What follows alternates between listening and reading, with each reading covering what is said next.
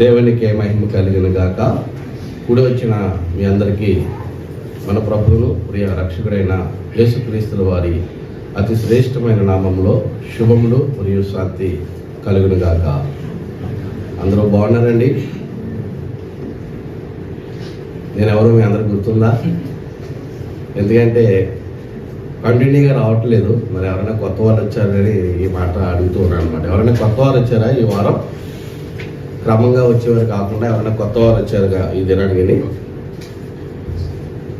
సరే, ఎవరు కొత్త వారు రాకపోతే అందరికీ తెలిసినట్లే, మంచిది. మనందరం కూడా దేవుని రాజ్యంలో ఉండాలని ఒక ఆలోచన కలిగి మన యొక్క భక్తి జీవితాన్ని మనందరం కూడా కొనసాగిస్తూ ఉన్నాం. చాలా మంచిది. అయితే ఈ కొనసాగింపులో భాగంగా మన భక్తి జీవితంలో మనం చేయవలసినటువంటి కొన్ని విషయాలు మనం చేస్తున్నామా లేదా? ఒకసారి మనం ప్రభు శరీరానికి సాదృశ్యం ఉన్నటువంటి ఆ యొక్క రొట్టె, ఆయన రక్తానికి సాదృశ్యం ఉండే ద్రాక్షరసంలో మనం చేయడానికి ముందుగా ఒకసారి ఉపోద్ఘాతంగా ఈ విషయం మనం ఆలోచన చేసుకుందాం. మనకి ప్రభు చెప్పిన రీతిగా అనేకుల కొరకు ప్రార్థన చేయాలి అని దేవుని వాక్యం చెప్తుంది. రాజుల కొరకు, అలాగే అవండి అధికారుల కొరకు, ఇంకా అందరి కొరకు, ప్రజలందరి కొరకు ప్రార్థన చేస్తే మనం సుఖంగా బ్రతుకుతామని వాక్యం చదివిస్తుంది. నిజంగా మనం అలా చేస్తున్నామా? ఒకసారి ఆలోచన చేసుకున్నాం. మనమే నేను కూడా ఈ ప్రశ్న మీతో కలిపి నాకు కూడా. అంటే మీరు చెప్పినా చెప్పకపోయినా నేనైతే చెప్తాను, సమయం ఉండట్లేదండి. చెయ్యాలని తెలుసు, కానీ ఏముండట్లేదు, సమయం ఉండట్లేదు. వచ్చేసరికి నీరసం వచ్చేస్తుంది, డ్యూటీ వచ్చేసరికి నీరసం వచ్చేస్తుంది. ఏదో నామకార్థంగా మన మట్టికి ఏదో పడుకునే ముందు అలవాటు ప్రకారంగా చిన్న ప్రార్థన చేసుకున్నాం, కానీ మనం నిజంగా అందరి కొరకు చేస్తున్నాం ప్రార్థన? నథింగ్. చేయట్లేదు కదా, చేయట్లేదండి. అబద్ధం మనం అబద్ధం ఆడాల్సిన అవసరం లేదు. ఎందుకంటే పరిస్థితులు అలాంటి మనకు తెలుసు. అందరి కొరకు ప్రార్థన చేయాలని, మన కుటుంబం కొరకు ప్రార్థన చేయాలని మనకు తెలుసు, కానీ మనం ఏంటంటే చేయలేకపోతాం.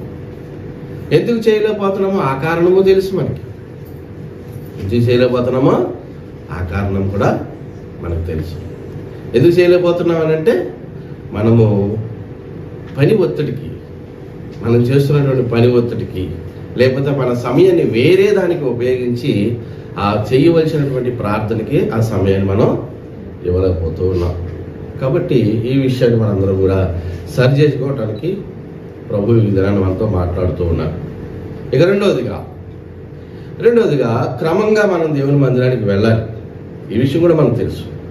క్రమంగా దేవుని మందిరానికి వెళ్ళటం వల్ల దేవుని వాక్యం ఏం చెప్తుందంటే, ఒకరోజు దేవుని సన్నిధిలో గడపటం వల్ల 1000 దినముల కంటే శ్రేష్టం. ఇది మనకు తెలుసు. అయితే మరి క్రమంగా రాగలుగుతున్నామా అని అంటే, కొంతమంది డ్యూటీలు రీత్యా, ఉద్యోగ రీత్యా కొంతమంది రాలేకపోతూ ఉన్నారు. కొంతమంది ఇళ్లలో పనిచేసే వాళ్ళు అవకాశం లేక రాలేకపోతూ ఉన్నారు. అది ప్రభువుకు తెలుసు, మనకి తెలుసు. కానీ అవకాశం ఉండి కూడా మానేస్తే కనుక అది మీ యొక్క ఆశీర్వాదాన్ని మీరు పోగొట్టుకుంటున్నట్లే. ఈ విషయాన్ని కూడా మీరు ఆలోచన చేసుకోవాలి. ఇక మూడవదిగా మనకి మన యొక్క సంపాదన, దేవుడు ఇచ్చినటువంటి మన యొక్క సంపాదనలో దేవుని పనికి ఏమైనా మనం ఖర్చు పెడుతున్నామా అలా ఆలోచన చేసుకుంటే అది మనకు తెలుసు. మనం చేసే పని మనకు తెలియకపోవటం ఏంటి? మనం చేసే పని మనకు తెలుస్తుంది, అలాగే మనం పుట్టించిన వాడికి కూడా తెలుస్తుంది, పక్కలకు తెలియకపోవచ్చు. అయితే దేవుని పనికి మనము ఖర్చు పెడుతున్నామా లేదనంటే, ఒక రకంగా చెప్పాలంటే ఖర్చు పెడతాం లేదని అనిపిస్తుంది. అంత ఫుల్ఫిల్గా ఖర్చు పెడతాం లేదని అనిపిస్తుంది. ఎందుకంటే అందరికీ ఎమ్మలు, అప్పుడు సమస్యలు ఎక్కువైపోయాయి. నిజమా అబద్ధమండి? వాస్తవమా కదా? అంటే ఇవ్వకూడదని కాదు సుమా, నిజంగా ఇవ్వకూడదని కాదు. దేవునికి ఇద్దామని అనుకున్నప్పటికీ మనకి మించినటువంటి ఖర్చులు మనకు తెలియకుండా చేసేసుకుని, బైబిల్ ఏం చెప్తుందంటే అన్నవస్త్రములు గలవాలి, సుఖంగా ఉండడని చెప్తుంది. కానీ మనం ఏంటంటే అనేకమైనటువంటి ఖర్చుల్లో పడిపోయి తెలియకుండా మీకు ఈ మధ్యలో మీకు తెలుసా, ఒక బైక్ కొనకపోతే నేను చచ్చిపోతాను అని ఒక తల్లిదండ్రుల్ని ఒక కుర్రోడు డిమాండ్ చేసి మరి బలవంతంగా వాళ్ళ చేత బండి కొనించారు. వాళ్ళు ఆ తండ్రి ఆటో నడిపించుకుంటారంట. తండ్రి ఆటో నడిపించుకునే అతనికి వచ్చే సాలరీ ఎంతగానో చెప్పుకొచ్చారు సుమారుగా. అయితే కొడుకు చచ్చిపోతాడనేటువంటి బాధతో భయంతో మొత్తానికి బండి కొన్నాడు. సుమారుగా 2 లక్షలకు పైన బండి. తన స్తోమతకి ఎంతండి? 3 లక్షలు సుమారుగా. అంటే తన స్తోమతకి మించిన బండి తను కొన్నాడు. ఎందుకని? కొడుకు చచ్చిపోతున్న భయంతో. కానీ 3 రోజులకే చనిపోయింది. ఏంటంటే ఈ రోజున స్తోమత మించి ఖర్చులు చేస్తున్నాం మనం. మా అబ్బాయి ఫోన్ కొనుక్కుంటే తీసుకెళ్ళాడు షాప్కి. తీసుకెళ్ళి, డాడీ ఇది 1,00,000 రూపాయలకి పైన ఉంది ఐఫోన్, ఇది 60,000 ఉంది, ఏ ఫోన్ కొనుక్కోరు?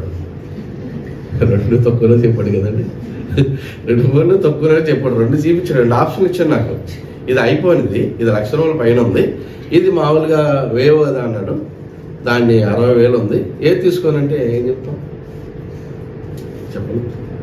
ఇలాగా బిడ్డల మీద ప్రేమతోటో, భార్యతోటి ప్రేమతోటో, కుటుంబం మీద ప్రేమతోటో ఇలా సమాజంలో మనం ఏం చేస్తున్నామంటే తెలియకుండా భారభరితమైన ఖర్చులు చేసేసి అప్పులు పాలైపోయి, అప్పులు ఇచ్చిన వాళ్ళు కూడా మనం సమాధానం చెప్పలేక, వాళ్ళు ఫోన్ చేసిన ఫోన్ తీయలేక, వాళ్ళకి మొఖం చోటేసి తిరుగుతూ దేవునికి ఇవ్వాల్సినటువంటి కాను కూడా మనం దేవునికి ఇవ్వలేకపోతున్నాం. ఈ విషయంలో కూడా మన అందరూ కూడా మరి చర్య చేసుకోవాలని ప్రేమపూర్వకంగా తెలియజేస్తున్నాం. ఇది మనందరికీ సుమా, మీకు చెప్పే నాకని కాదు, అందరికీ. అలాగే ఇంకా మనము మరి ఆధ్యాత్మికంగా మనం ప్రార్థన చేసేటప్పుడు ప్రార్థన చేస్తాం. ఏమిటది? ప్రభు దాన్ని 30 వంతులుగాను, 60 వంతులుగాను, 100 వంతులుగాను ఫలించి అభివృద్ధి పరిచి ప్రభు అని ప్రార్థన చేస్తాం. నిజంగా మనం 30 వంతులుగాను, 60 వంతులుగాను, 100 వంతులుగాను ఫలించే కోణంలోనే మన భక్తి జీవితం చేస్తున్నామా? ఒకసారి ఆలోచన చేసుకుందాం. నిజంగా ఆయన ఆశీర్వదించడానికి, అభివృద్ధిపరచడానికి దేవుడైతే సిద్ధంగానే ఉన్నాడు. కానీ దాని తగ్గ అర్హత మన దగ్గర ఉందా? మనము ఆ యొక్క ఆశీర్వాదాన్ని పొందుకునేటువంటి అర్హత అనేది మన దగ్గర ఉందా అనేది ఒకసారి మనం కూడా ఆలోచించుకోవాలని ప్రేమపూర్వకంగా తెలియజేస్తున్నాం. అలాగే ప్రభు పనిని నిర్లక్ష్యంగా చేస్తే కనుక దాన్ని సరి చేసుకోవాలని మరొకసారి ప్రేమపూర్వకంగా తెలియజేస్తున్నాను. ఎంచేతంటే మనందరం కూడా తెలియకుండానే అజ్ఞానంలో ఉన్నామనేది అర్థమైతూ పోతుంది. నాకైతే స్పష్టంగా అర్థమవుతుంది. అజ్ఞానంలో ఉన్నామా, అమాయకత్వంలో ఉన్నామా, మూర్ఖత్వంలో ఉన్నామా, మోసంలో ఉన్నామా? మీరే ఒకసారి ఆలోచన చేసుకోండి. ఎందుకంటే ప్రభు రాత్రి సమీపంగా ఉంది. ఏ దినాన్ని ఆయన వస్తాడో మనకు తెలియదు. కనుక చేస్తున్న భక్తి ఏదైనా సరే అది మనం చేసేది ఫుల్ఫిల్గా ఉండాలని ఈ ఉదయకాల సమయంలో మీకు ప్రియపూర్వకంగా తెలియజేస్తున్నాను. మరి ప్రభు ఇచ్చిన సమయాన్ని బట్టి పరిశుద్ధ గ్రంథం నుండి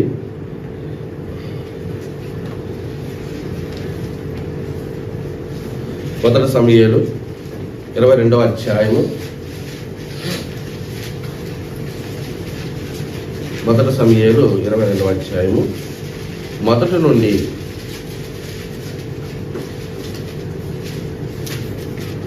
5వ వచనం. దావీదు అక్కడ నుండి బయలుదేరి అద్దుల్లాము గుహలోనికి తప్పించుకుని పోగా అతని సహోదరులను అతని తండ్రి ఇంటి వారందరూ ఆ సంగతి విని అతని వద్దకు వచ్చింది. మరియు ఇబ్బంది గల వారందరూ అప్పులు చేసుకునే వారందరూ అసమాధానము నుండి వారందరూ అతని యొద్దకు కూడుకొనగా అతడు వారికి అధిపతి ఆయన. అతని యొద్దకు ఎక్కువ తక్కువ 400 మంది వచ్చి ఉండేది. తరువాత దావీదు అక్కడి నుండి బయలుదేరి మోయాబులోని మిస్పేకు వచ్చి దేవుడు నాకు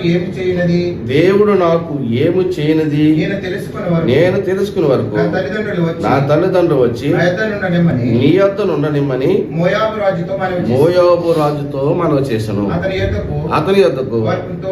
వారిని తోడుకుని పోగా దావీదు కొండలలో దాగి ఉన్న దినములు వారు అతని యొద్ద కాపురముండిరి.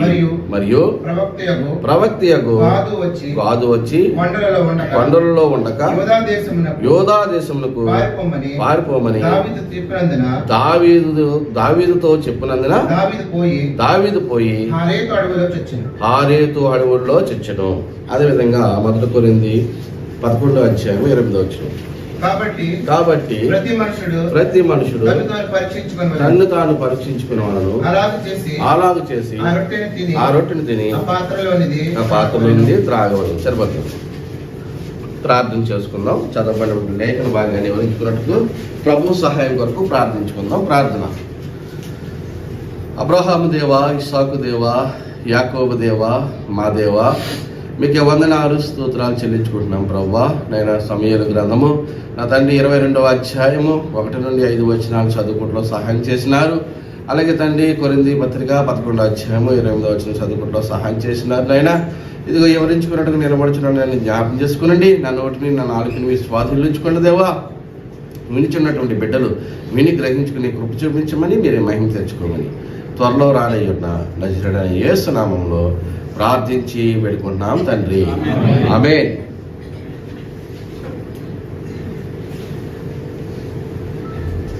ఇక్కడ దావీదు గారి యొక్క మరి ప్రస్తావన అనేది మనము ఆరాధన వర్తమానంలో మనం వింటూ వచ్చాము. అలాగే ఇప్పుడు ఈ మెసేజ్లో కూడా మరి దావీదు గారి యొక్క ప్రస్తావనే ఇక్కడ వచ్చింది. ఇక్కడ దావీదు అక్కడి నుండి బయలుదేరి అదుల్లాము గుహలోనికి తప్పించుకొని పోగా అతని సహోదరులు అతని తండ్రి ఇంటి వారందరూ ఆ సంగతి విని అతని వద్దకు వచ్చారు. ఎక్కడి నుంచి తప్పించుకుపోయాడు దావీదు అని అంటే ఎక్కడి నుంచి అండి? అక్కడ పైన అధ్యాయం మనం చూసుకుంటే ఫిలిస్తీన్ దేశానికి పారిపోయాడు సౌలు దావీదు గారు. ఎందుకని? ఇతన్ని ఎవరు తరుముతున్నారు? సౌలు రాజు గారు తరుగుతూ ఉన్నాడు. సౌలు ఏమవుతాడు? ఈయనకి మాంగారు, పిల్లనిచ్చిన మాంగారు. సమస్యలు బయట సమస్యలు అయితే కొంత పర్వాలేదు కానండి, కుటుంబ సమస్యలు అయితే తేలా తరగకపోతే అప్పు బయటకు ఇచ్చారనుకోండి, గత బలంగా అడుగుతారు, తీసుకెళ్ళి నలుగురిలో పెట్టుకుంటారు, అవసరం కోర్టుకి వెళ్తారు కదా. ఇంట్లో వాళ్ళకి ఇస్తే ఆడి తిట్టలేక ఆడి దగ్గర డబ్బులు లాగలేక అటు ఇటు ఇందాక ఆయన ఇరుకురు పడతాను గుంట అన్నారు కదా, ఆ గుంట ఇది కూడా గుంట అనమాట. ఇంట్లో వాళ్ళకి డబ్బు ఇచ్చామనుకోండి, అలాగే సంఘంలో వాళ్ళకి సేవ డబ్బు ఇచ్చాడు అనుకోండి, గట్టిగా అడిగితే ఆడి సాపరాడు పాప వద్దని మానేస్తాడు. ఇచ్చి మాట గట్టిగా అడిగితే మందికి మానేస్తాడు. ఇవ్వకపోతే మళ్ళీ అదో బాధ అని చెప్పేసి అలాంటి ఎరకాటలో కూడా పడతాడు. ఇక్కడ దావీదుని తరుమేది ఎవరు అంటే తన మామగారే తరుగుతున్నాడు. ఎందుకు తరుగుతున్నాడు అనే విషయం మనం చాలాసార్లు చెప్పుకున్నాం. అయితే ఈ దావీదు తరిమినప్పుడు ఆ ఫిలిస్తీన్ రాజు దగ్గరికి వెళ్తే అక్కడ ఆ ఫిలిస్తీన్ దేశం వెళ్తే ఆ దావీదు గారిని పట్టుకుని ఫిలిస్తీన్ దగ్గర తీసుకుపోయారు. ఆ రాజు దగ్గర తీసుకుపోయారు, ఆకీష్ రాజు దగ్గర తీసుకుపోయారు. తీసుకెళ్ళిపోతే తీసుకెళ్ళిపోయిన తర్వాత అక్కడ ఏం చేస్తాడండి, ఈయన ఒక పిచ్చోళ్ళే యాక్ట్ చేశాడండి దావీదు గారు. సొంగ కాచుకుంటూ గడ్డం అంతా సొంగ కాచుకుంటూ దానికి తలుపులకు రాస్తూ ఉంటాడు. సొంగ ఇలా కాచుకుని తలుపులు రాస్తూ ఉంటాడు. ఈ రాజు అంటాడు, ఏంటి పిచ్చి శాసనం చేసి కూడా నా సన్నిధికి తీసుకొచ్చారని తీసుకెళ్ళి అవతల పడండి, అవతల తీసుకుపండి అంట. అంటే కొన్నిసార్లు అక్కడ నాకు అనిపించింది ఏంటంటే ఎంత గొప్ప వ్యక్తి అయినా సరే కొన్నిసార్లు పిచ్చోడుగా ఉంటే మంచిదేమో అనిపించింది నాకు. కొన్ని సందర్భంలో ఇది కూడా మంచిదేమో. దావీదు చాలా గొప్ప బలవంతుడు, గొప్ప జ్ఞానవంతుడు, దేవుని ఆత్మ కలిగినటువంటి వాడు. ఇలాంటి వాడు ఈ పిచ్చి పని ఎందుకు చేశాడంటే అతనికి రెండో మార్గం ఏం కనిపించలేదు. ముందు వెనకాల గొయ్య, ముందు నొయ్య. వెనక్కి వెళ్తే ఈడు చంపేస్తాడు. ఇక్కడ మాంగారు వీళ్ళేమో ఫిలిస్తీన్లు ఒక గొలియాతుని చంపాడు దావీదు గారు.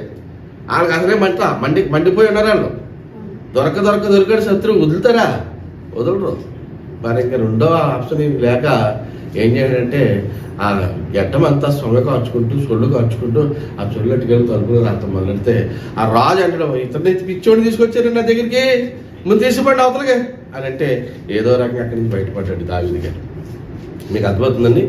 దావీదు గారు అక్కడి నుంచి బయటపడిన తర్వాత ఈయన దగ్గరికి ఈ దావీదు అక్కడి నుండి బయలుదేరి అద్దుల్లాం గుహలోనికి తప్పించుకుని పోగా అతని సహోదరులు అతని తండ్రి ఇంటి వారు అందరూ ఆ సంగతి విని అతను దోచుచ్చారంట. దావీదు గారు అక్కడి నుంచి పారిపోయి ఒక గృహలోకి దాపడానికి పారిపోయి వెళ్ళిపోతే మళ్ళీ అక్కడికి ఎవరు వెళ్ళారు? కుటుంబ సభ్యులు. వీళ్ళు ఎవరయ్యా అని అంటే సౌలు రాజు గారి దగ్గర సైన్యంలో ఉన్నటువంటి వీళ్ళు సైన్యంలో ఎవరుంటారు? సైన్యంలో ఏం చేశారంటే వీళ్ళు సైన్యంలో పనిచేశారు. ఇక దావీదు యొక్క సౌలు గారి యొక్క ఆ యొక్క యుద్ధ భూమి మీద వీళ్ళంతా కూడా పనిచేసినట్టు వాళ్ళు అన్నమాట. అయితే వీళ్ళు ఎప్పుడైతే దావీదు గారిని తవ్వుతూ మొదలెట్టారో వీళ్ళకి మాత్రం అక్కడ ఏమై రక్షణ ఉంటుందండి? ఎవరికి? దావీదు కుటుంబానికి రక్షణ ఉంటుందా?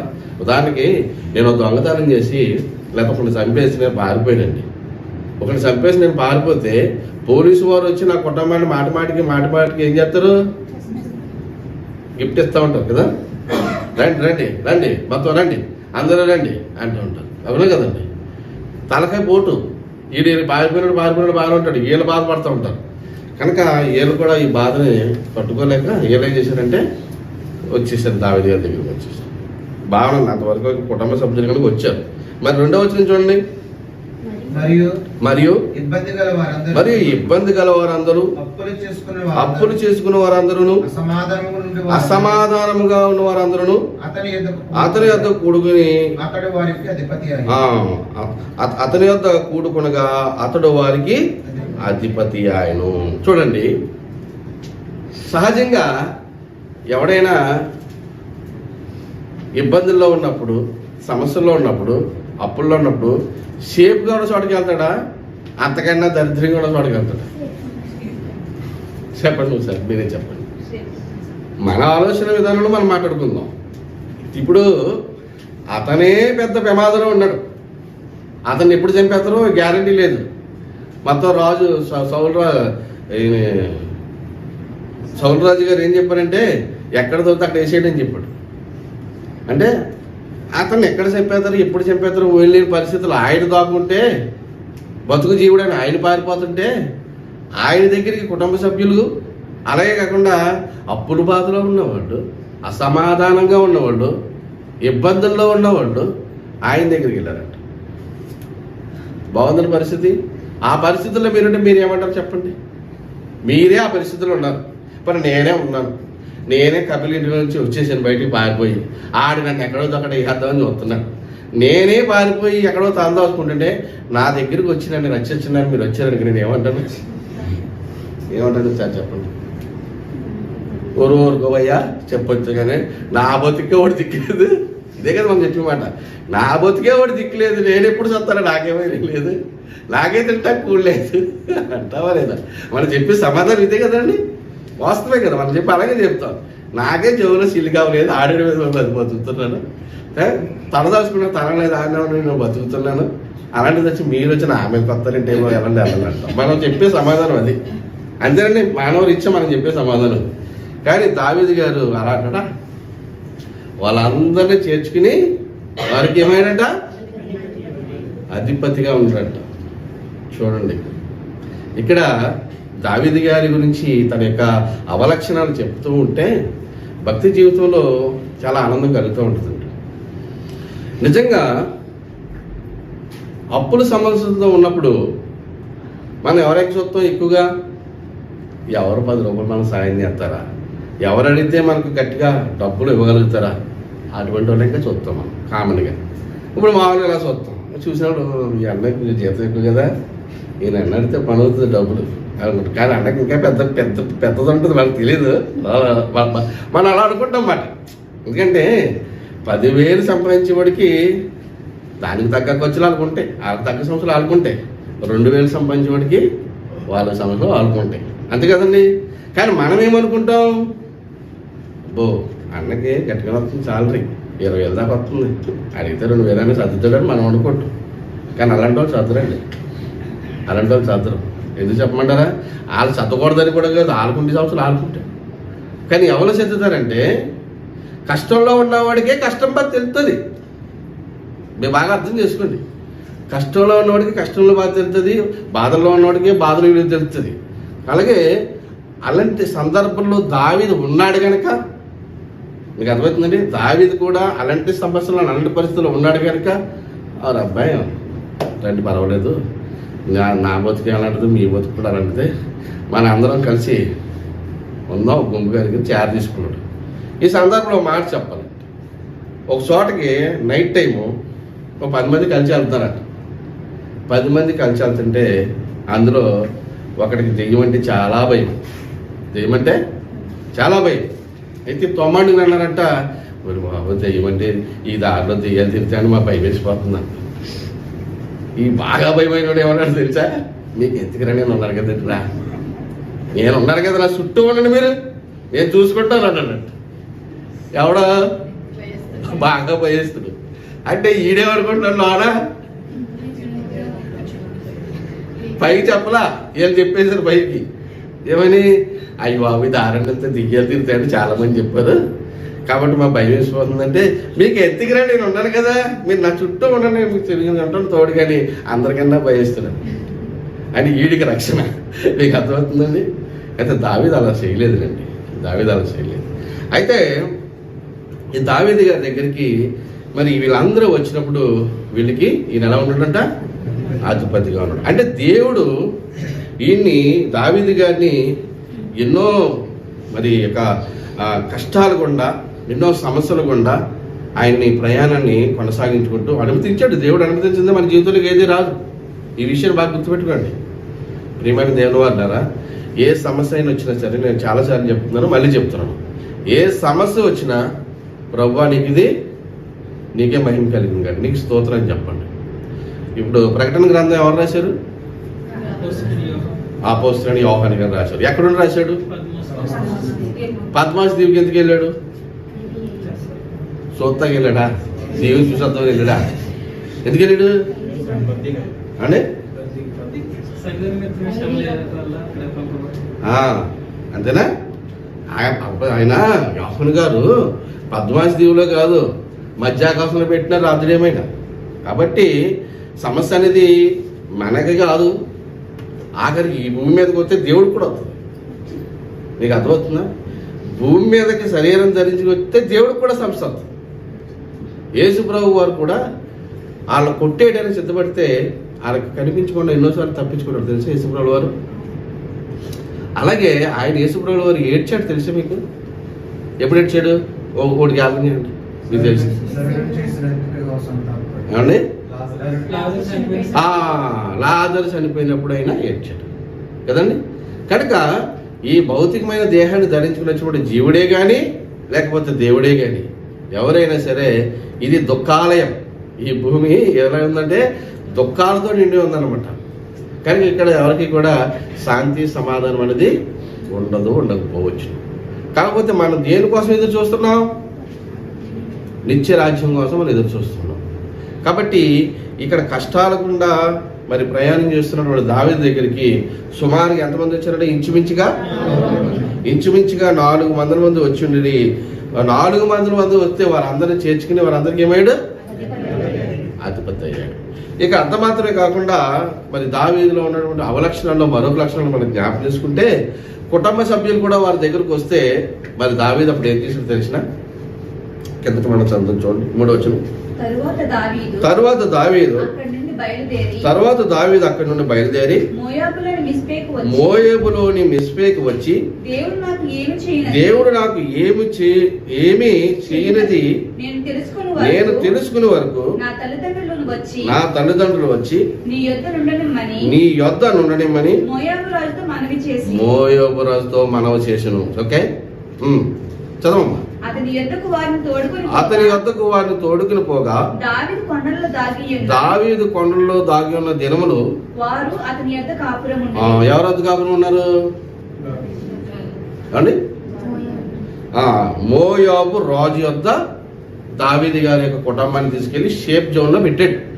అక్కడ పెట్టాడు వీళ్ళ కుటుంబాన్ని తీసుకెళ్ళి. మనము ఎక్కడున్నా సరే బాగా ఇంటికి గెలిచి రెచ్చగెలమని ఒక మాట.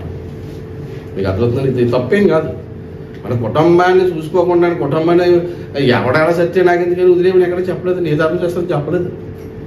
కాకపోతే కొంతమంది ఆధ్యాత్మిక చింతనలో ఎదగలేక భవబంధాలు అనేటువంటి కుటుంబాన్ని విడిచిపెట్టేసి వెళ్ళిపోయిన వాళ్ళు కొంతమంది ఉన్నారు. కానీ అలా కాకుండా కష్టాల్లోనే ఉంటూ అందరితో కలిసిమెలిసి తిరుగుతూ అన్ని సమస్యలను మనం అధిగమిస్తూ భక్తి జీవితాన్ని చేయటమే గొప్ప విషయం. నాకు వెళ్ళవద్దు, పిల్లలొద్దు, కుటుంబం వద్దు, ఏమొద్దు అనుకుంటే ఫ్రీ, అంతే కదండి. అలాగే వెళ్తాను, జాగ్రత్త దొరుకుతాడు, ఒట్లు వేసుకుంటాడు, జీవనం వెళ్ళిపోద్ది.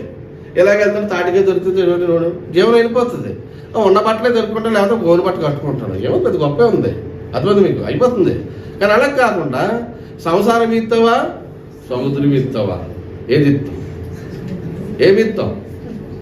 సముద్రమే ఇస్తానన్నాడు. ఎందుకు చెప్పండి, ఎందుకు చెప్పండి? సముద్రం ఎవడ ఇస్తాడని, ఎందుకంటే ఇస్తానన్నాడు. ఎందుకు చెప్పండి, ఎందుకు ఇస్తానన్నాడు? ఇది ఇది ఇది ఇక ఎదలేక సావచ్చు. కానీ సంవత్సరం అలా ఉండదు, ఓకేనా?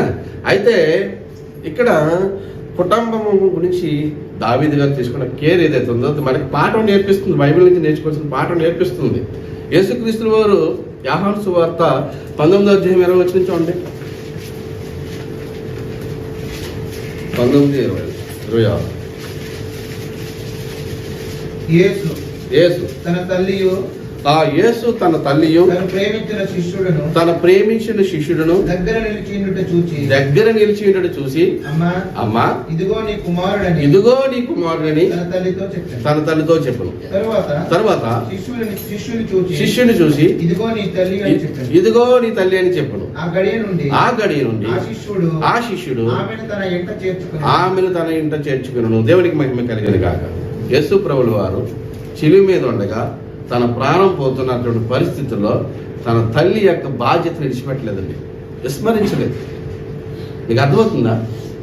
ప్రతి ఒక్కరూ కూడా తల్లిదండ్రుల మీద దయలేని పుత్రుడు పుట్టనేవాడు గిట్టనెట్టి, పుట్టలోని చెదరు పుట్టవా గిట్టవా విశ్వదాభిరాము విడురువేమ. పురుగులతో సమానంగా పోల్చాడు ఆ పద్యంలో. పుట్టలో చెదరు పుడతాయి, సత్తాయి, వాటితో పోల్చాడు చూడండి. కనుక ప్రతి ఒక్కరి జీవితంలో తల్లిదండ్రులకి ప్రాధాన్యత ఇవ్వకపోతే నువ్వు ఎంత ధర్మశాస్త్రం చదివినా, నువ్వు ఎంత సేవకుడమైనా, ఎంత బోధకుడమైనా, ఎంత ప్రార్థన చేసినా నీకు మోక్షం లేదండి. తల్లిదండ్రులని విస్మరించిన వాడికి ఎట్లా ఉంటుంది చెప్పండి. కాబట్టి ఇక్కడ యేసుక్రీస్తుల వారు తన శిలువ మీద ఉన్న కుటుంబాలు విచ్ఛిన్నమైపోతున్నాయి. ఎప్పటి నుంచి విచ్ఛిన్నమైపోతుందండి? పెళ్ళవనంత సేపు కలిసే ఉంటారండి. బాగా గుర్తుపెట్టుకోండి. మరి ఆనందం గిట్టేస్తున్నాను కాదు, ఈ బాగా గుర్తుపెట్టుకోండి. పెళ్ళి అయినంత సేపు కలిసే ఉంటారు. అన్నదమ్ములు కొట్టుకుంటారు, తిట్టుకుంటారు, మళ్ళీ వాళ్ళందరూ మనగా కలిసే ఉంటారు. పెళ్ళి అయ్యిందా? అర్థమైంది? ఎక్కడ ప్రాబ్లం ఉంది? ప్రాబ్లం ఎక్కడ ఉంది?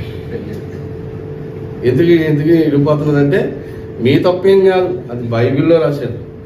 పురుషుడు తన తల్లిని తన తండ్రిని విడిచి తన భార్యని అత్తుకుని ఉందును, వారు ఏకమైందని ఆయన రాస్తే మీరేం చేస్తారు? మిమ్మల్ని పెట్టలేదు, మీ మీదే పెట్టట్లేదు. అది మీ తప్పేం కాదు. మళ్ళీ మీరు నామే పగెట్టుకోకండి. కాబట్టి ఇక్కడ ఈ మధ్యకాలంలో కాదు, ఇప్పుడు మనం చూస్తున్న జనరేషన్లో కుటుంబాలు చిన్న చిన్న విషయాలకి విచ్ఛిన్నమైపోతున్నారు. చిన్న విషయాలు విడిపోతున్నారు. చిన్న విషయాన్ని కూడా భూతద్దంలో పెట్టి దాంతో నేను మాట్లాడుతామేంటి, దీంతో నేను మాట్లాడుతామేంటి, ఆడితో నేను మాట్లాడుతూ, వీడితో నేను నీ భక్తి ఎక్కడుంది? ఎక్కడుంది నీ భక్తి? మన భక్తి చేస్తున్నప్పుడు బైబిల్ ఏం చెప్పిందంటున్నా? యెహోవా నా పక్షమున ఉండగా నాకు విరోధి ఎవడు ఉన్నాడా? ఎవడున్నాడు తెలిసిన మనందరికీ ఒక్కడే విరోధి ఉన్నాడు. వాడెవడు? వాడి గురించి మనం దేవుని దగ్గర ప్రార్థన చేయాలి. ప్రభువా, ఇదిగో ఈ బెడ్లో సైతాన్ దూరింది, ఆ సైతాను నా మీదకి ఆ బిడ్డని ఉసుకొలుపుతుంది, ప్రేరేపణ చేస్తుంది, ఆ బిడ్డలో ఉన్న సైతాన్ని తీసేని ప్రార్థన చేయాలి. దావీదు గారు ఎందుకు తగులుతున్నాడు? సౌలు గారు దురాత్మ వెళ్ళిందండి. ఆల్రెడీ వెళ్ళిపోయింది, దేవుని ఆత్మ వెళ్ళిపోయి దురాత్మ వచ్చింది ఆయనలోకి.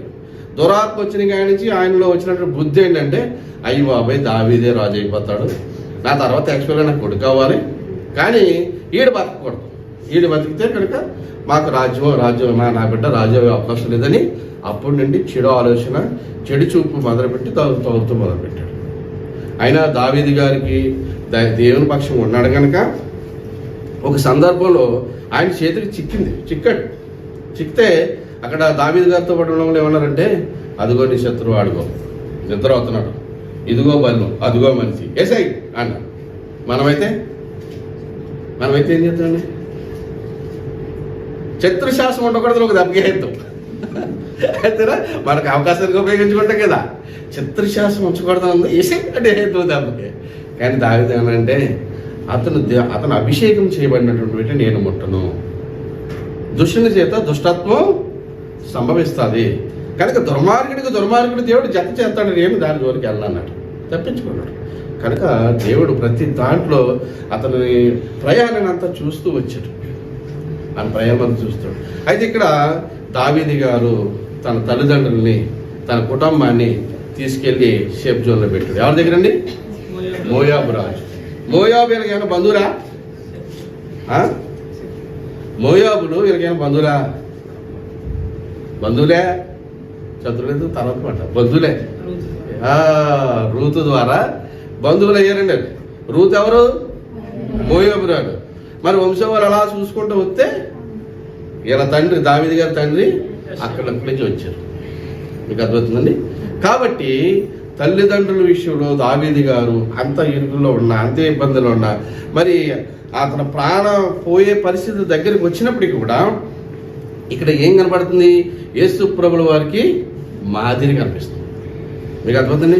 ప్రాణం పోయే స్థితిలో యేసు ప్రభుల వారు తన తల్లి పట్ల ఏ విధమైన బాధ్యత తీసుకున్నాడో, అలాగే సమస్యలతో సతమతమవుతున్నాడు దావీదు తన కుటుంబాన్ని పట్ల ఏ విధంగా బాధ్యత తీసుకున్నాడో, ఈ రోజున మీరు మీ తల్లిదండ్రుల పట్ల ఏ బాధ్యత తీసుకున్నారు చెప్పండి ఒకసారి. ఇక్కడికి వచ్చిన తర్వాత బోలు మంది ఫ్రెండ్స్ అయిపోతారు మనకి. వారంలో ఒక్కరోజైనా మీ తల్లిదండ్రులతో మాట్లాడుతున్నారా? పిల్లల నుండి వాళ్ళు కోరుకునేది ఏం తెలిసిన? ఆప్యాయత అండి. నిజం చెప్తున్నాను, పిల్లల నుండి తల్లిదండ్రులు కోరుకునేది కేవలము ఆప్యాయతే తప్ప కానీ మనకులాగా నాకు ఏం సంపాదించి పెట్టావు అని అడగరు తల్లిదండ్రులని. పిల్లలు అడుగుతారు, నువ్వేం సంపాదించావు నాకు అని అడుగుతారు పిల్లలు తల్లిదండ్రులని. కానీ తల్లిదండ్రులు పిల్లల్ని నాకేం సంపాదించావు అని అడుగుతారా? అడగరండి. పిల్లల నుంచి కోరుకునేది ఏంటంటే కేవలం ఆప్యాయత కోరుకుంటారు. ఆ ఆప్యాయత కురువైనప్పుడే వాళ్ళ మానసికమైన శోభని వాళ్ళు అనుభవిస్తారన్నమాట. కనుక అన్నిటికంటే అతి పెద్ద ప్రమాదమైంది మానసిక శోభ. మానసిక శోభ అనేది ఉండకూడదండి. భౌతికమైనటువంటి శరీరం ఎంత నలిగినా దానివల్ల ప్రయోజనమే ఉంది. ఎలా ప్రయోజనం తెలుసా? ఇది చాలా మందికి తెలుసో తెలియదు, ఒకసారి జ్ఞాపకం చేస్తున్నాను. మనము ఎండలో కష్టపడతాం వల్ల మనలో ఉన్న ఎనర్జీ ఏమవుతుందండి? ఖర్చు అయిపోతుంది. మనలో ఉన్న ఎనర్జీ ఖర్చు అయిపోవటం వల్ల మళ్ళీ మనకి ఏమవుతుంది? కొత్త ఎనర్జీ వస్తుంది. కొత్త ఎనర్జీ రావడం వల్ల శక్తి మనం పుంజుకుంటాం, ఉత్సాహంగా, ఉల్లాసంగా, తేజోమయంగా మనం ఉండగలుగుతాం. ఇది పని చేసే వాళ్ళకి దేవుడిచ్చినటువంటి ఒక విధానం. కానీ మనం ఏం చేస్తామంటే ఒళ్ళు దోసుకుంటే మనం ఎక్కువ చూస్తాం. ఒళ్ళు దోసుకోవటం వల్ల మనకి ఏమీ రాదు, ఉండదు. అలాగే ఉండిపోయి మనకు అలాగే ఉండిపోతే మనకు ఒకసారి ఎక్కడి నుంచి వస్తుందండి? కనుకనే పని చేసే వాళ్ళు ఎప్పుడు ఆరోగ్యంగా ఉంటారు. వాళ్ళు త్వరగా షుగర్లో, బీపీలు అలాంటివి త్వరగా రావు. చక్కగా మనకలా పొట్ల గట్ట కూడా రావు, మంచిగా ఉంటారు. కానీ మనం ఏం చేస్తామంటే ఒళ్ళు దోసుకోవడానికి ఎక్కువగా మనం ఇష్టపడుతుంటాం. దానివల్ల మనకి ఎటువంటి ప్రయోజనం లేదు. అయితే ఇక్కడ ఏం చెప్పుకుంటున్నాం?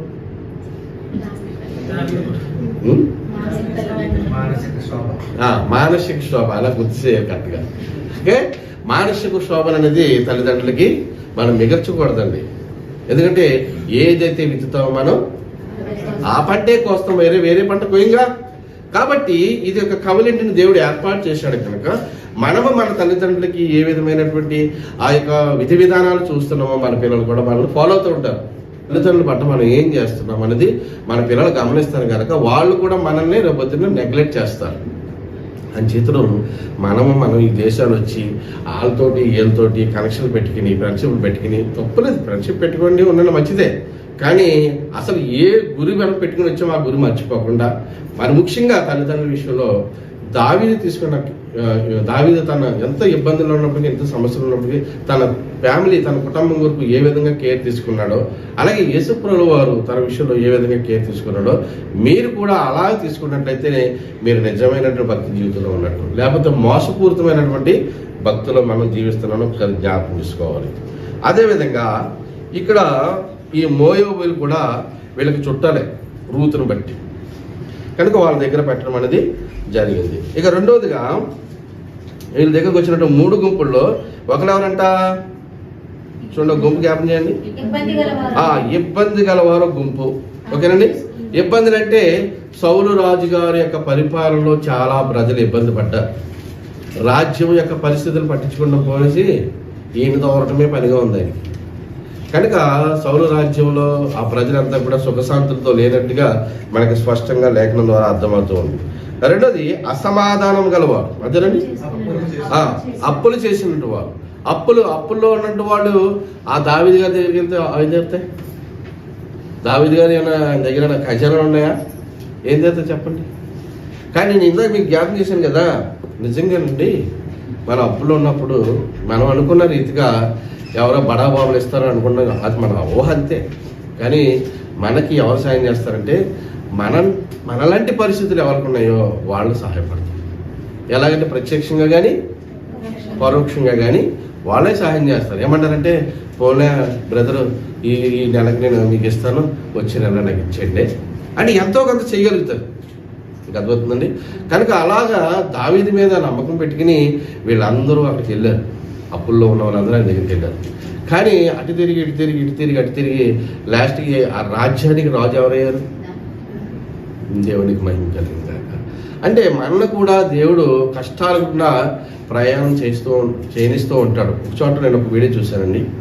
ఒక బెల్ట్, సాపిగా ఉన్న బెల్ట్ మీద ఒక బాల్ పెట్టారు, అప్ అండ్ డౌన్ ఉన్నటువంటి బెల్ట్ మీద ఒక బాల్ పెట్టారు, రెండో సమానంగా ఇడిచిపెట్టారు. ఇది ఏం చేస్తుంది? సాపిగా నెమ్మదిగా తగ్గుకుంటూ వెళ్తుంది. ఈ బాల్ ఏం చేస్తుంది తెలిసిన? ఇలా గోతులో ఊరికి మళ్ళీ అలాగెక్కి మళ్ళీ అలా గోతులో ఊరికి అలా ఎక్కి దానికంటే ముందు వెళ్ళింది. ఏమర్థమైంది? దీన్ని బట్టి మనకి కష్టాల గుండా ప్రయాణం చేస్తేనే జీవిత యొక్క విలువలు, జీవిత యొక్క అనుభవాలని మనకు తెలుస్తాయి. అంచేతనే దేవుడు మనకి కష్టాలు అనుమతించడం. మన జీవితంలో కష్టాలు వచ్చినట్టు మనం ఏం కృంగిపోకూడదు. అందుకే బైబిల్ ఏం చెప్తుంది?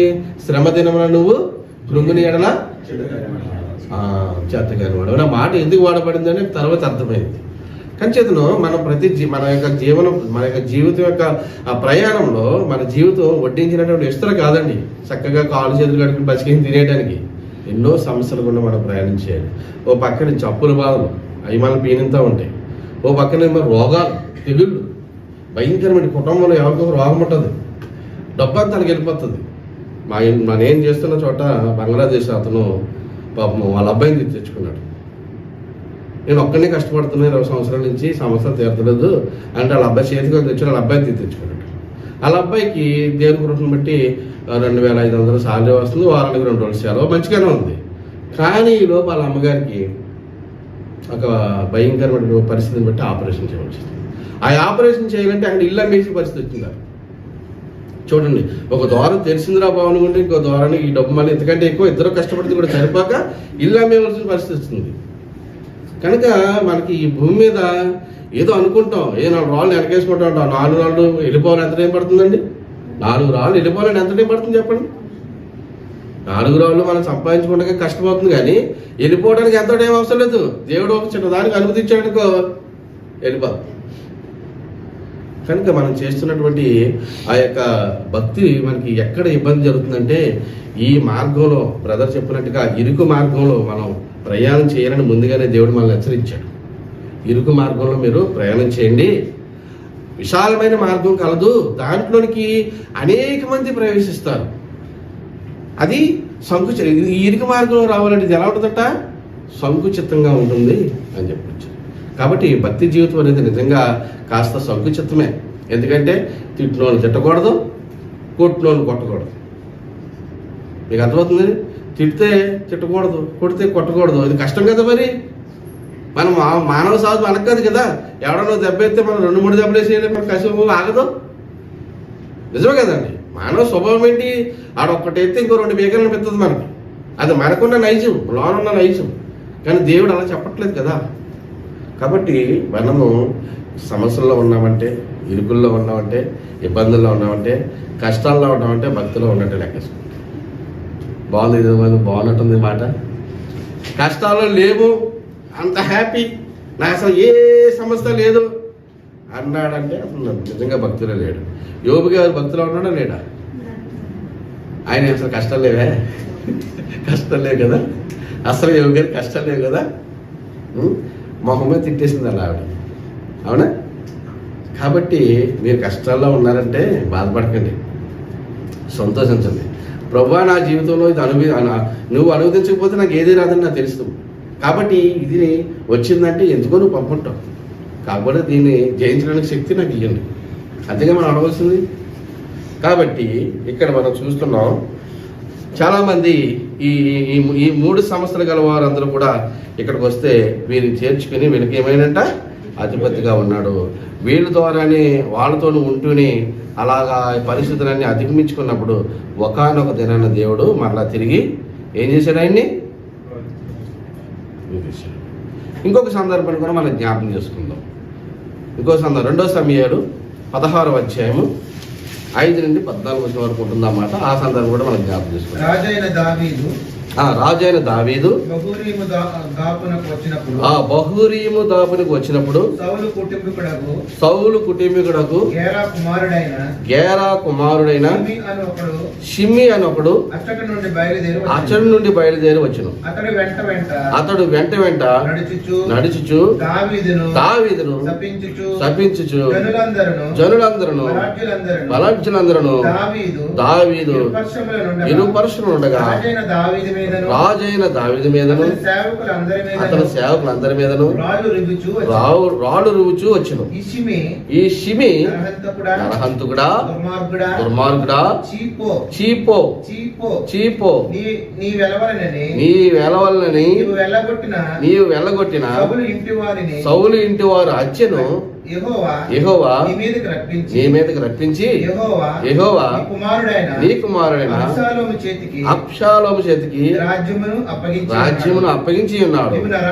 నీవు నరహంతుడు కనుకనే నీ మోసములో నీ చిక్కుబడి ఉన్నావని చెప్పి చదువుతారు. రాజుని చెప్పించుగా. ఇక్కడ చూడండి, ఈ సిమి అనేటువంటి వాడు బెన్యమీను గోత్రానికి సంబంధించినటువంటి వాడు. అంటే ఎవరు? సౌలు యొక్క దగ్గర అనమాట, సౌలు దగ్గర అనమాట. ఇతను ఇప్పుడు దావీదు గారిని ఇప్పుడు ఎవరు తోలుతున్నారు? ఇందాక మనం చెప్పుకున్నది ఎవరు తోలారు? మాంగారు తోలాడు. ఇప్పుడు ఎవరు తోలుతున్నారు? ఆ అబ్షాలోము కొడుకు తోలుతున్నాడు. సమస్యలు ఎక్కడ వచ్చినాయి అంటే, అన్నిటికన్నా పెద్ద సమస్య బాగా గుర్తుపెట్టుకోండి, పెద్ద యుద్ధాలన్నీ కూడా అంట మన అనుకున్న వారి ద్వారా వచ్చాయంట. ఈ మాట కూడా మీరు ఏమంటారు? పెద్ద గొడవలన్నీ కూడా మన అనుకున్న వాళ్ళ ద్వారా వస్తాం. బయట వాళ్ళతో పెద్ద ఏమన్నది ఇష్టం ఉంటే మాట్లాడతాం, లేకపోతే వాళ్ళతో మాట్లాడతాం, మానేస్తాం. కానీ ఇంట్లో వాళ్ళతో సమస్య అలా ఉండదు. అయితే ఇక్కడ గతంలో మనం చూస్తే మాంగారు తోలాడు, అప్పుడేమో ఈయనకి ఏమీ లేనట్టు వాడు అనమాట. ఇప్పుడు రాజుగా ఉన్నాడు ఈయన. ఇప్పుడు ఎందుకు పారిపోతున్నాడు? యుద్ధం చేయొచ్చుగా. అప్పుడు పారిపోయాడు అంటే తనకి సపోర్ట్ లేదు, బలం లేదు, సైన్యం లేదు. మరి ఇప్పుడు ఎందుకు పారిపోతున్నాడు అంటే, యుద్ధం చేస్తే ఏం చేయవలసి వస్తుంది? కొడుకుని చంపవలసి వస్తుంది, అవునా? అంతేనండి. కనుక కొడుకుని చంపడానికి ఇష్టం లేక తనతో ఉన్నవారిని తీసుకుని రాజ్యాన్ని విడిచిపెట్టి పారిపోతుంటే ఈ యొక్క సౌలు దగ్గరోడు, ఈ బెన్యమీను గోత్రకుడు షిమి అనేవాడు వచ్చి దావీదుని ఏమంటాడు? నువ్వు చేసినట్టు మోసంలో నువ్వు చిక్కుపడ్డావు, నువ్వు దుర్మార్గుడువు అని చెప్పిస్తూ వస్తున్నాడు. మరి నిజంగా అలాంటి పరిస్థితి నిజంగా మన జీవితంలో ఎదురైందనుకో, ఆ పక్కన దావీదుకి ఈ పక్కన ఎవరున్నారంట, ఆ పక్కన ఈ పక్కన ఎవరున్నారంటండి? బలాంజీలు ఉన్నారంట, బలవంతులు ఉన్నారంట, అనేక మంది ఉన్నారు. ఏంటంటే పైగా వీళ్ళ మీద రాళ్ళు చేస్తున్నాడు, ఆ దావీదు గారి మీద రాళ్ళు చేస్తున్నాడు. మనమైతే ఏమంటాం ఆ సందర్భంలో? ఒకరు పంపు 2 ఆక్రారంట, అంతేనండి, తోలు తీసేస్తాం, అంతేనండి. కానీ దావీదు గారు ఏమన్నారు చూద్దాం, మనం ముందుకు వెళ్దాం. 9వ వచనం. సెరియా కుమారుడైన అభిషేక్ ఈ చచ్చిన కుక్క నా ఏలిన వాడును రాజునగు నిన్ను శపించినేలా నీ చిత్తమైతే నేను వారిని చెరబోయి వాడి తల ఛేదించి వాడి తల భేదించి వచ్చేది నేను. అందుకు రాజు సిరియా కుమారులారా మీకును నాకును ఏమి పొద్దు వారిని శపించనీడి దావీదుని శపించమని యెహోవానికి సెలవీగా నువ్వు ఇలాగను ఎందుకు చేస్తున్నావని ఆక్షేపణ చేయగలవాడు ఎవడు. సరిపోతాం. ఇక్కడ సిరియా కుమారుడు అంటున్నాడు, చెప్తున్నాడు ఏమంటాడంటే నాకు సెలవి. ఆ కుక్కడు ఆడొక కుక్క ఆడి మెడ మీద తలకే లేకుండా నేను అటుకొస్తాను, నువ్వు ఒక మాట చెప్తే సరిపోతుంది, నేను వెళ్ళి ఆడి మెడ మీద తలకే లేకుండా చేసేస్తాను అని అంటే దావీదు అంటాడంట వెళ్ళండి తీసుకురాలంటే సరిపోద్ది, అక్కడ మెడ మీద తలకే ఉండదు. నీకు అర్థమవుతుందండి. కనుక ఈ సందర్భంలో మనం ఏం చేయకుంటే బలవంతులమైనటువంటి మనము బలహీనుల మీద బలం చూపించకూడదండి. బాగా అర్థం చేసుకోండి. బలము దేనికి ఉపయోగించాలంటే బలహీనుడు పడిపోతే వాడిని లేపడానికి ఉపయోగించాలి తప్ప కానీ మన బలాన్ని వాడిని ఇంకా దించేయడానికి వాడిని ఇంకా చంపేయడానికి ఉపయోగించకూడదు. అది అర్థమవుతుంది. ఇది ఎక్కడ నేర్తారండి ఈ పాఠం? మీరు ఎప్పుడైనా బాక్సింగ్ కానీ ఎక్కడైనా కరాటేకి కానీ వెళ్తే వాళ్ళు ముందు ఇదే చెప్తారు. వాళ్ళు ట్రైనింగ్ ఇస్తూ వాళ్ళు ఏం చెప్తారంటే నువ్వు బాక్సింగ్ నేర్చుకున్నా కరాటే నేర్చుకున్నా ఇది ఎవరి మీద ఉపయోగించకూడదు, సామాన్యమైన ప్రజల మీద ఉపయోగించొద్దని చెప్తారు. ఇది యుద్ధ తంత్రంలో ఒక నీతి అన్నమాట. కాబట్టి బలవంతుడు చేయవలసిన పని ఏంటంటే అన్నీ కలిగి ఉన్నవాడు చేయవలసిందంటే అన్నీ కలిగి ఉన్నవాడు ఏమీ లేనటువంటి వాడికి సాయం చేయాలి, బలవంతుడు బలహీనుడికి సాయం చేయాలి. అంతేనండి. ఇదేనా సో. అయితే ఇక్కడ ఆ రాజుగా ఉన్నప్పటికీ అతని పక్కన సైన్యాధిపతులు ఉన్నప్పటికీ అతని దగ్గర సైన్యం ఉన్నప్పటికీ కూడా ఏం చెప్పాడు? ఆ పని మీరు చెయ్యకండి. ఎందుకని? ఇక్కడ అంటున్నాడు అందుకు రాజు సిరియా కుమారులారా మీకును నాకును ఏమి పొద్దు వాని శపించనేడి దావీదుని శపించమని యెహోవానికి సెలవీగా నీవు ఇలాగను ఎందుకు చేయుచున్నావని ఆక్షేపణ చేయగలవాడెవడని చెప్పాడు. అంటే దేవుడు పర్మిషన్ ఇచ్చాడు. ఇది మన జీవితంలో పాటు మన ఆధ్యాత్మిక జీవితంలో ఇలాగ వెళ్తుంటే ఒక్కొక్క మనల్ని అన్యాయంగా తిడతా ఉంటారు. ఎందుకు తిడతారో తెలియదు, కారణం కూడా ఉండదు, తిడతారు. నువ్వు సహించుకోగలదువా? వచ్చుకోగలదువా? ఈ అనుభవం నీకు ఉందా? ఎవడైనా నేను తిట్టానుకో దేవుడిని విడిచిపెట్టుకుందువా? యెహోవా నా పక్షమునగా నాకు విరోధం ఎవడని మనం చెప్తున్నాం. దేవుడు ఏం చెప్తున్నాడు? ఉగ్రతకి సోటువుడి నేను పగ తీర్చుకోవడానికి దేవుడు చెప్తున్నాడు. మనం ఇస్తున్నామా? ఇవ్వగలుగుతున్నామా? ఆ పొజిషన్లో మనం ఉండగలుగుతున్నామా? దావీదు గారు అంతటోడు ఏమన్నాడు? వాడిని యెహోవా శపించమని చెప్పకపోతే వాడు నన్ను శపిస్తాడా? దేవుడు వాడికి అనుమతి ఇచ్చాడు, వాడు చెప్పిస్తున్నాడు, చెప్పించని అని చెప్పాడు. కానీ మనమైతే మన ప్రతిదీ పెట్టేసుకుంటాం మనసులో. నా బ్లాక్ గుండ్లో పెట్టేసుకున్నా అన్నీ అంటారు, సరదాగా అంటారు. బ్లాక్ గుండ్ ఒకటి ఉందేమో నాకు తెలదు అంటే వాడు సరదాగా. అంటే మనము భక్తి చేస్తున్నామని అనుకుంటేనే చెయ్యట్లేదనే వాస్తవాన్ని వీటిని బట్టి తెలుస్తుంది అనమాట. ఎవరైనా పొరపాటున మనం మాట తిట్టినా కావాలని ఒక మాట తిట్టినా సహించగలమా? ఇక్కడ పక్కన కొడుకు దొరుకుతున్నా సరే, ఇతనికి అంగబలము ఉన్న రాజుగారికి అంగబలం ఉన్నా సరే, అక్కడ సైన్యాధిపతి, ఆయన సైన్యాధిపతి కదండి, ఆయన సైన్యాధిపతి సిరియా కుమారుడు మేనడవుతాడు వరుస లెక్కలో చూస్తే అతను నన్ను ఒక మాట ఇస్తే చూడాడు మెడ మీద తలకెలాగని చేస్తానంటే దావీదు గారు మీరు అలాంటి పని చేయకండి, దేవుడు వాడికి అనుమతించాడు కనుక వాడిని మీరు విడిచిపెట్టండి. ఇంకొంచెం ముందు చూడండి. అభిషేక్తోను తన సేవకులందరితోనూ పలికినదేమనగా నా కడుపున పుట్టిన నా కుమారుడే నా ప్రాణము తీచూచుండగా ఈ బెన్యామీనీయుడు ఈ ప్రకారం చేయట ఏమాశ్చర్యము వాని జోలు మానిడి యెహోవానికి సెలవిచ్చినాడు కనుక దేవునికి మహిమ కలిగింది గాక. ఎంత సానుభూతి అండి, ఎంత శాంతిపరుడు అండి. నా కొడుకును పుట్టిన నా బిడ్డే నన్ను తౌరుతున్నాడు. దేనికోసం? రాజ్యకాంక్ష. నేను పొద్దున్న గత రాత్రి అన్న ఒక మాట, ఇదేంటంటే ఎవరు చెప్పారు కూడా మర్చిపోయానండి. తన తండ్రికి ఇన్సూరెన్స్ ఉందంట. ఇన్సూరెన్స్ వస్తుందని కొడుకు కారు బేగులు కట్టాకి తీసేసి ఆ లారీగారికి ఇచ్చాడు కారు. పాపం తండ్రి తెలియక వేసుకెళ్ళిపోయి యాక్సిడెంట్ అయిపోయిందండి. యాక్సిడెంట్ అయిపోతే ఎవరు కంప్లైంట్ ఇచ్చారు, కేసు పెట్టారు. ఏమని ఇలాగా జరిగింది అని కేసు పెడితే వాళ్ళ ఎంక్వైరీలో ఎవరైనా ఆరాధిస్తే కొడుకు. మీకు అర్థమవుతుందండి? తన తండ్రి చచ్చిపోతే తన తండ్రి మీద ఇన్సూరెన్స్ వస్తుందని చెప్పేసి, డబ్బులు వస్తాయని చెప్పేసి తండ్రిని చంపడానికి కూడా వెనకాడలేదు. అంటే డబ్బులు సంపాదించుకున్నా ప్రమాదమే, డబ్బులు లేకపోయినా ప్రమాదమే, భార్య ఉన్నా ప్రమాదమే, భార్య లేకపోయినా ప్రమాదమే, పిల్లలు ఉన్నా ప్రమాదమే, పిల్లలు లేకపోయినా ప్రమాదమే. అంటే ఈ లోకంలో ఏది ఉన్నా ప్రమాదమే, ఏది లేకపోయినా ప్రమాదం. కనుక ఇది ఒక దుఃఖాలయం అయిపోయింది. కాబట్టి మనం ఇక్కడ చేస్తున్న భక్తి జీవితం మనం కొనసాగిస్తున్నప్పుడు ఈ లక్షణాలన్నీ మనలో ఉన్నాయా? ఇవన్నీ ఎందుకు జ్ఞాపకం చేసుకుంటామంటే ప్రభు బలలో మనం చేయవేయడానికి ముందుగా ఎందుకు జ్ఞాపకం చేసుకుంటామంటే ఈ అవలక్షణాలన్నీ దావీదు గారిని దేవుడు అంతలా ఆశీర్వదించడం గల కారణం వెనకాల ఏముందో మనం చూసుకుంటున్నాం. ఎవరిని చేరదీశాడు మీరు గమనించండి. ఇవాళ బయట కూడా కాసేపు పక్కన పెడితే సంఘాల్లో కూడా చర్చికి వచ్చిన వాడిని ఉన్నాయి, అలాంటి సంఘాలు కొన్ని ఉన్నాయి. మీకు అర్థమవుతుందండి? అంటే ఎప్పటి నుంచో వచ్చిన వాడికి ఏమీ ఉండదు, ఎప్పటి నుంచో వస్తారు, వాళ్ళకి ఏమీ ఉండదు. కానీ నినగాహమండి వచ్చి వీడు వాళ్ళని తీసుకొచ్చి అందరం ఎక్కించేస్తారు. అది ఆడలు కావచ్చు, మగవాళ్ళు కావచ్చు. ఎందుకని ఆడో పొజిషన్లో ఉన్నాడు, ఈ పొజిషన్ సంఘానికి ఏదో రకంగా ఉపయోగపడతాడు. మీకు అర్థమవుతుందా? అలాగే ఈ రోజున దావీదుని చంపటానికి, ఆ రోజున దావీదుని చంపటానికి తన కొడుకైనటువంటి అబ్షాలోము ఎందుకు వచ్చాడంటే, ఎందుకు వచ్చాడు? రాజు అవ్వాలి, రాజకాంక్ష. అర్థమవుతుందండి?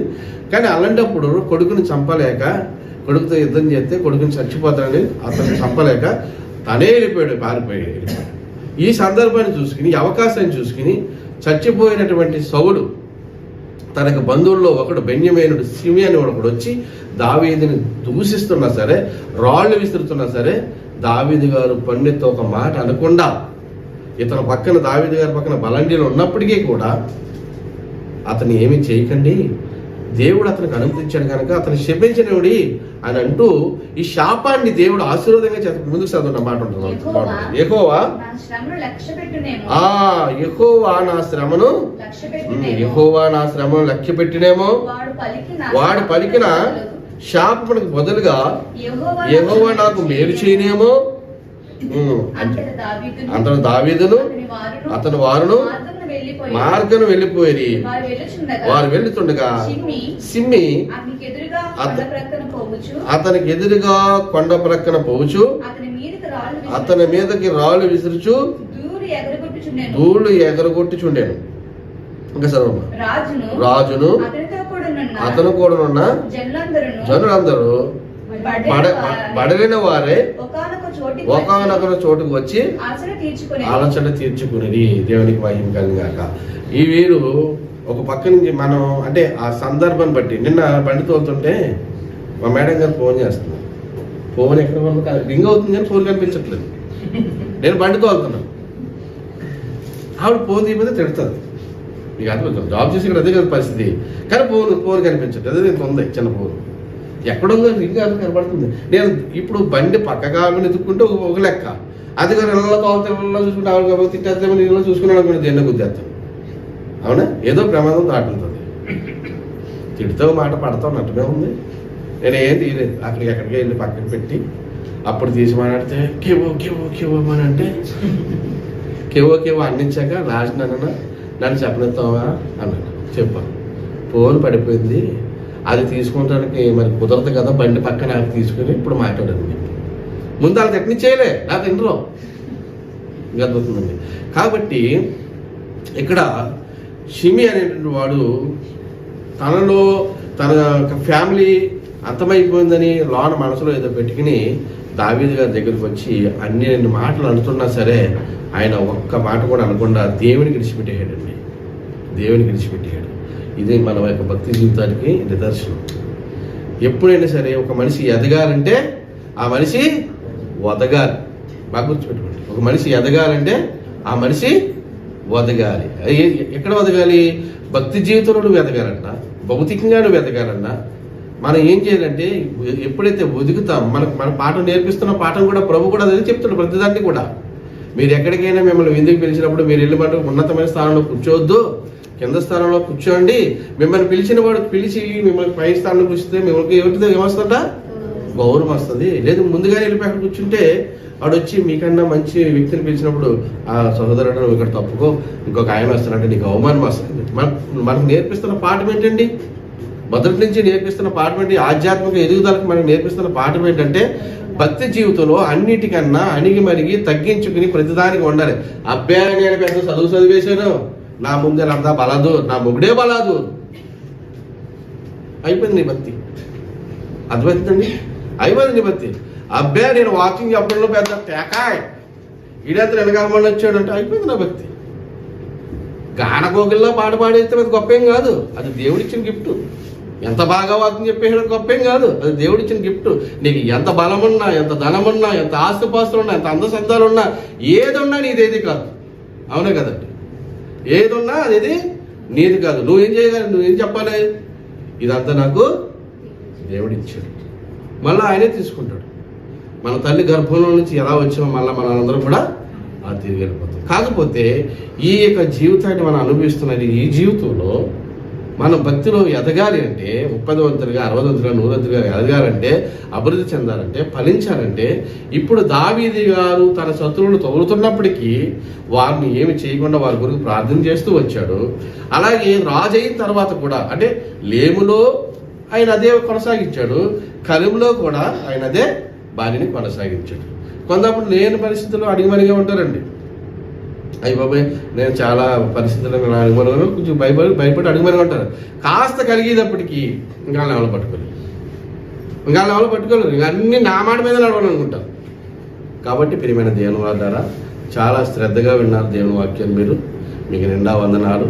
చెప్పదలిసేది ఏంటంటే మనం అందరం కూడా భక్తి జీవితాన్ని చేస్తున్నాం.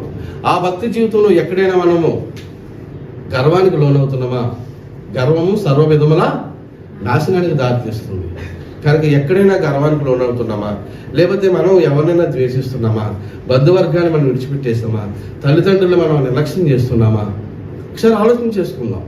ఒకవేళ అలాంటి పరిస్థితుల్లో ఉంటే వాటన్నిటినీ మనం సరి చేసుకుని, ప్రభా నిజమేనాయన నేను ఏదో మనసులో పెట్టుకుని, నా తల్లి తిట్టిందానో నా తండ్రి తిట్టిందానో ఏదో మనసులో పెట్టుకుని ఇప్పటి వరకు వాళ్ళతో మాట్లాడలేదు నా ప్రభా, ఇదిగో నాకంటే ఎక్కువ మా అక్కగా డబ్బులు ఇచ్చిందనో, నాకంటే ఎక్కువ మా అన్నయ్యకి ఆస్తిపాస్తి ఇచ్చాడో మనసులో పెట్టుకుని నా తల్లిదండ్రులతో మాట్లాడుతూ మానేసిన ప్రభా క్షమించి ప్రభా అని మీరు దేవుడి దగ్గర తీర్మానం తీసుకోగలరా? ఏ విషయంలో మీరు పొరపాటులో ఉన్నారనేది మీకు తెలుస్తుంది, నాకు తెలియదు కదా. నా తప్పులు నాకు తెలిస్తే మీ తప్పులు మీకు తెలుస్తాయి. ఎవరి తప్పులు వాళ్ళు ఒక ఒప్పుకుందాం. ఇందా బ్రదర్ చెప్తూ చేతి బెదర ఇలాగా సంఘాల చేతి తప్పు రాసేసాడు, ధన్యాల బెదర ఏదో తప్పు రాసాడు. నిజమే, మన మనుషులు, మన దగ్గర తప్పులు లేవని ఎలా చెప్తాం? బలహీనులు, మట్టితో చేయబడిన మానవ బలహీనులు. కాబట్టి మన దగ్గర పొరపాట్లు ఉన్నాయి, తప్పులు ఉన్నాయి. వాటన్నింటినీ మనం సరి చేసుకోవడానికి దేవుడు మనకే అవకాశం ఇచ్చాడు. ఎంతోమంది ఈ అవకాశం లేకుండానే కరోనా వచ్చి చచ్చిపోయిన వాళ్ళు కొంతమంది ఉన్నారు, సునామీ వచ్చి చచ్చిపోయిన కొంతమంది ఉన్నారు, భూకంపం చచ్చిపోయిన కొంతమంది ఉన్నారు. నువ్వు ఇంకా సజీవుడిగా ఉన్నావంటే సరి చేసుకోవటానికి. కాబట్టి ఈ వాక్యమైనటువంటి ప్రియమైన దేవుని వల్ల మనం ఎక్కడైతే పడిపోయామో, ఏ విషయంలో అయితే ఎరకబడిపోయామో వాటన్నింటినీ సరి చేసుకుని మనం ప్రభు యొక్క శరీరానికి సాదృశ్యమైన రొట్టె, ఆయన యొక్క రక్తానికి సాదృశ్యమైన ద్రాక్షరసం తీసుకోవడానికి మనం సిద్ధపడదాం. దేవుడి వాక్యాన్ని దీవించి ఆశీర్వదించి అభివృద్ధి పరిచి మన హృదయం పలక మీద నీరు కట్టి పని చేయను కాక. Amen. God bless you all of you.